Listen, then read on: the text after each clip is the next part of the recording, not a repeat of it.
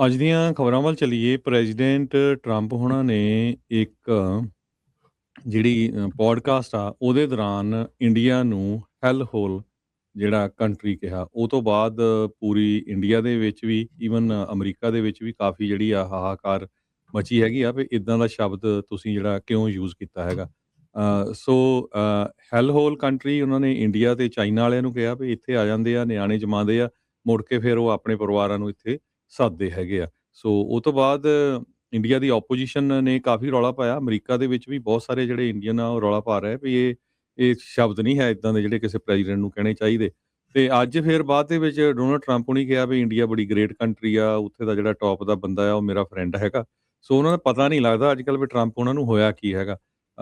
ਸਵੇਰੇ ਕੁਛ ਕਹਿੰਦੇ ਆ ਤੇ ਫਿਰ 2 ਘੰਟਿਆਂ ਦਵਾਈ ਬਾਅਦ ਦੂਈ ਮਿਸ ਕਰ ਜਾਂਦੇ ਹੁਣ ਤਾਂ ਇਸ ਉਮਰ 'ਚ ਆ ਕੇ ਤੇ ਇਹੀ ਲੱਗਦਾ ਵੀ ਦਵਾਈ ਦੂਈ ਮਿਸ ਕਰ ਜਾਂਦੇ ਆ ਕਿਤੇ ਏਦਾਂ ਨਾ ਜਿਹੜਾ ਉਹ ਹੋਵੇ। ਸੋ ਵਾਕਈ ਸਟ੍ਰੇਟ ਆਫ ਹਾਰਮਜ਼ ਬੰਦ ਆ, ਖੁੱਲ ਗਿਆ, ਇਹ ਸਾਰੀਆਂ ਚੀਜ਼ਾਂ ਸਿਵਲਾਈਜੇਸ਼ਨ ਖਤਮ ਕਰ ਦੇਣੀ।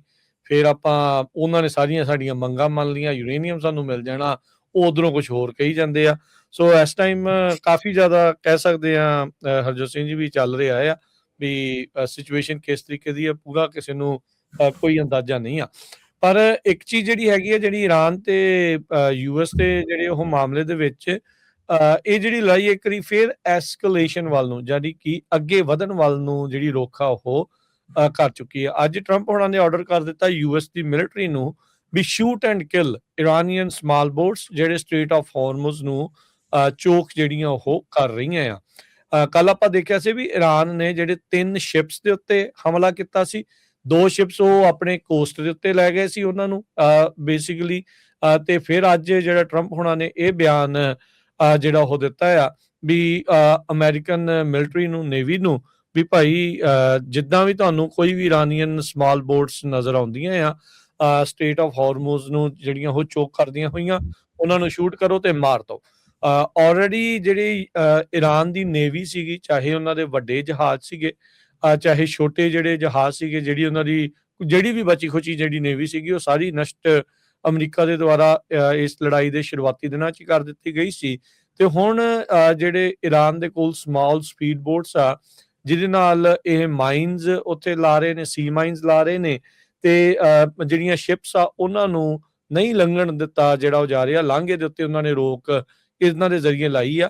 ਸੋ ਮਿਲਟਰੀ ਨੂੰ, ਨੇਵੀ ਨੂੰ ਜਿਹੜਾ ਹੁਣ ਆਰਡਰ ਕਰ ਦਿੱਤਾ ਆ ਵੀ ਸ਼ੂਟ ਕਰੋ ਤੇ ਕਿਲ ਕਰੋ ਐਨੀ ਬੋਟ ਜਿਹੜੀ ਉੱਥੇ ਮਾਈਨਸ ਪੁੱਟ ਕਰ ਰਹੀ ਆ, ਪਾ ਰਹੀ ਆ ਸਟੇਟ ਆਫ ਹਾਰਮਜ਼ ਦੇ ਵਿੱਚ।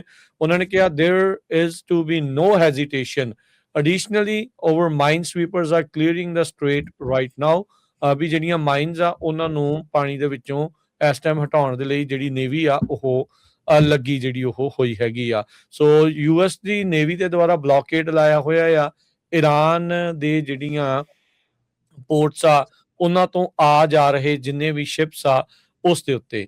ਇਸ ਦੇ ਚੱਲਦਿਆਂ ਐਜ਼ ਐਕਸਪੈਕਟਡ ਜਿਹੜੇ ਕੱਚੇ ਤੇਲ ਦੀਆਂ ਕੀਮਤਾਂ ਆ ਉਹ 100 ਦੇ ਇਰਦ ਗਿਰਦ ਹੀ ਜਿਹੜੀਆਂ ਉਹ ਮੰਡਰਾ ਰਹੀਆਂ ਆ। ਜਿਹੜਾ ਬ੍ਰੈਂਟ ਕਰੂਡ ਆਇਲ ਪ੍ਰਾਈਸ ਆ ਉਹ ਕੱਲ ਦੇ ਨਾਲੋਂ ਫਿਰ ਥੋੜਾ ਜਿਹਾ ਉੱਤੇ ਨੂੰ ਗਿਆ ਹੈ। ਅੱਜ ਜਦੋਂ ਹੁਣ ਤੁਹਾਡੇ ਨਾਲ ਗੱਲ ਕਰ ਰਹੇ ਆ 9:15 ਵਜੇ ਵੀਰਵਾਰ ਦੇ ਦਿਨ, ਤਾਂ ਇਹ $103 ਤੇ 80 ਸੈਂਟ ਦੇ ਉੱਤੇ ਜਿਹੜਾ ਉਹ ਜਾ ਚੁੱਕਾ ਹੈ। ਕੱਲ 101 ਦੇ ਇਰਦ ਗਿਰਦ ਸੀਗਾ।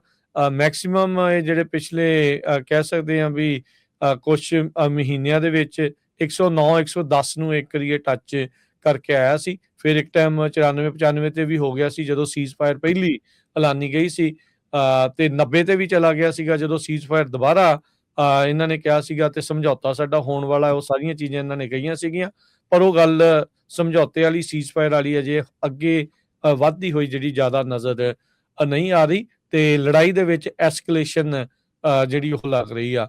ਅਮਰੀਕਾ ਦੀ ਬਹੁਤ ਸਾਰੀ ਜਿਹੜੀ ਹਰਜੋਤ ਸਿੰਘ ਜੀ ਆਰਮੀ ਆ, ਮਿਲਟਰੀ ਆ, ਉਹ ਆਲੇ ਦੁਆਲੇ ਜਿਹੜੇ ਆ ਉੱਥੇ ਉਹਨਾਂ ਨੂੰ ਦੁਬਾਰਾ ਪਹੁੰਚਾ ਦਿੱਤਾ ਗਿਆ ਹੈਗਾ ਆ। ਸੋ ਇਹ ਵੀ ਹੋ ਸਕਦਾ ਪਿਛਲੇ ਕੁਝ ਵੀਕ ਪਹਿਲਾਂ ਅੰਦਾਜ਼ੇ ਲਾਏ ਜਾ ਰਹੇ ਸੀਗੇ ਵੀ ਈਰਾਨ ਦੇ ਉੱਤੇ ਜਿਹੜਾ ਜ਼ਮੀਨੀ ਹਮਲਾ ਕੀਤਾ ਜਾ ਸਕਦਾ ਆ। ਹੋ ਸਕਦਾ ਹਰਜੋਤ ਸਿੰਘ ਜੀ ਵੀ ਉਸ ਦੀ ਵੀ ਤਿਆਰੀ ਅੱਗੇ ਵੱਧ ਰਹੀ ਹੋਵੇ।